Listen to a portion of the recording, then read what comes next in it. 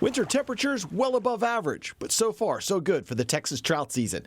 Fisheries biologist Jeremy Gillert makes sure before a lake is stocked, he tests the water for specific requirements to support the fish. We just want to make sure that the water body has oxygen in it.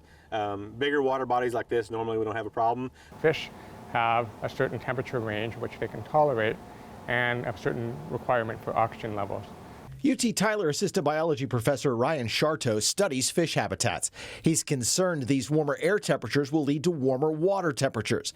That can impact fish in multiple ways. For example, toxic algae blooms. These blooms can stress or kill fish by clogging their gills or reducing oxygen in the water. This can put fish at risk of disease or parasites, which in turn can make fish more susceptible to predators and ultimately impact a fish's ability to reproduce.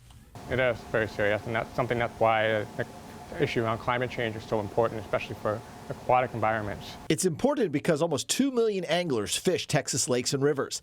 That's a nearly $1.5 billion impact. That's big business and a big reason to protect our natural resource. Habitat is key. Got to have good water quality, good oxygen. All good right now, but data from Climate Central, a think tank of scientists who monitor climate trends, show that the average winter temperature in East Texas is about 2 degrees warmer than it used to be back in 1970.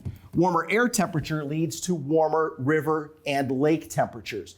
Rainbow trout really like the water temperature at about 65 degrees. If our warming winters continue, the water temperature will rise, and scientists are concerned what that will mean for the rainbow trout season in Texas. Habitat is key, right? And so if you even think about their native ranges, what happens if we continue to have warmer and warmer winters throughout? Are we actually going to have cool enough waters in the winters to even continue to have these great fishing opportunities like trout fishing in the winter?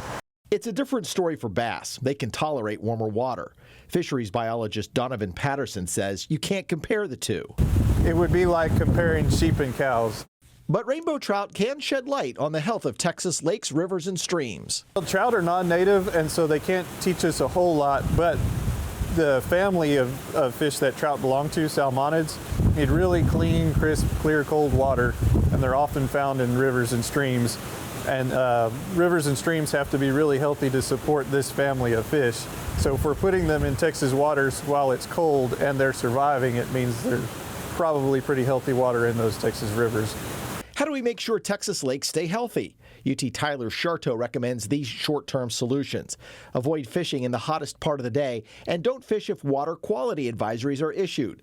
Longer-term solutions include reducing carbon emissions and improving water flow on streams and rivers. Is it all doom and gloom, or is there hope? No, it's not all gloom and doom, but I think it's just something that we need to, this is the time to take some action in terms of making decisions that will allow these fish to be successful.